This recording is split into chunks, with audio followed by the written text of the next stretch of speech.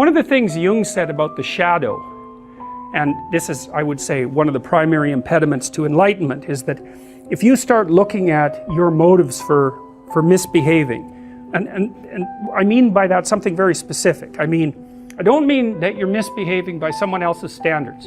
I don't mean that. I mean, when you know by your own standards that you're doing something that's devious or malevolent or underhanded, you know it, and you still do it. So it's your own judgment you're bringing to bear on yourself. If you look at why you're doing that, the longer you look at it, the deeper a hole you dig.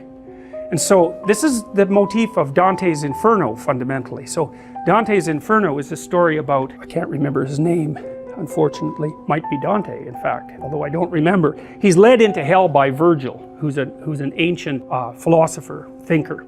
And hell has levels, and so the outer level is, and this is a Christianized version of hell, because there's hells of all sorts, but this is a Christianized version. And so on the outermost levels of hell, which is sort of like normal life, are the ancient philosophers, and they're still in hell because they weren't Christian, but it's kind of like, it's like cheap motel hell instead of the full pit thing, you know.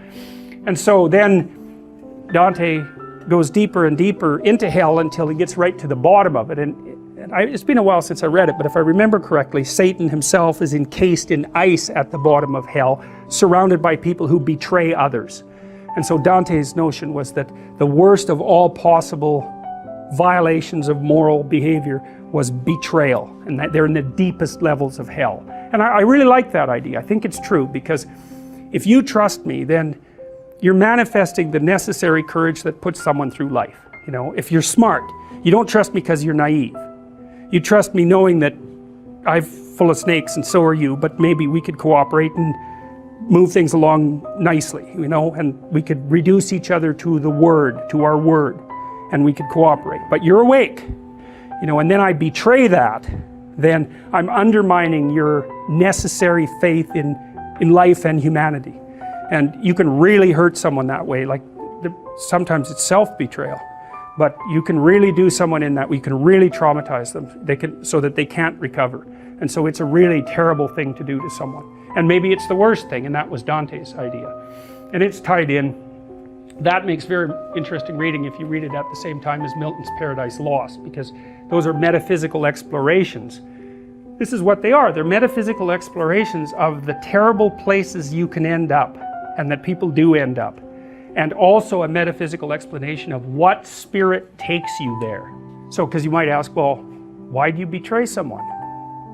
And that is a deep question.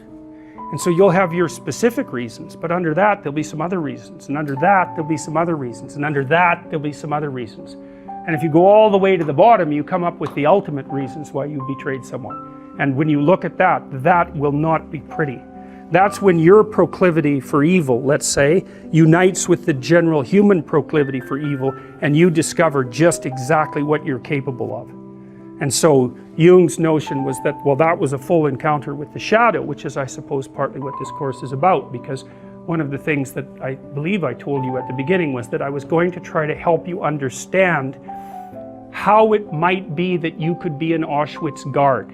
And to really understand that, that's a horrifying thing to understand. But I'll tell you, if you want to grow some teeth, that's a really good thing to understand. So we were talking about your capacity to negotiate before. Like, if you aren't a monster, you cannot negotiate.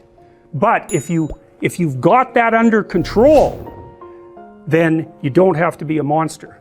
It's really paradoxical. So if you're just naive, well, you end up in jail and a marionette master has control over you. That's not helpful. So that's not good. That just means you're useless and you can be manipulated. You won't go out of your way to be malevolent, but it's mostly because you just don't have the skills, the organizational skills, or even the depth to do that. You know, you're good because you're harmless. That's not good. That's easily manipulated. And so you think, well, how do you get out of that? Well, partly you watch people because you know what they're like, because you know what you're like, but you also know what you could do and would do if you were pushed. And so you don't have to show much of that when you're negotiating with someone for them to take you really seriously. So it's a strange thing, you know, but one of the things Jung pointed out too was that What you most need to know will be found where you least want to look, and that's because you haven't already looked there. And so it's a little different for everyone, right? Because your particular place you don't want to look isn't going to be the same as your place, but you're going to have a place you don't want to look, and what you haven't discovered, that's where it is. And so that's all partly going to be discovered by you looking at what you're capable of, what you're truly capable of.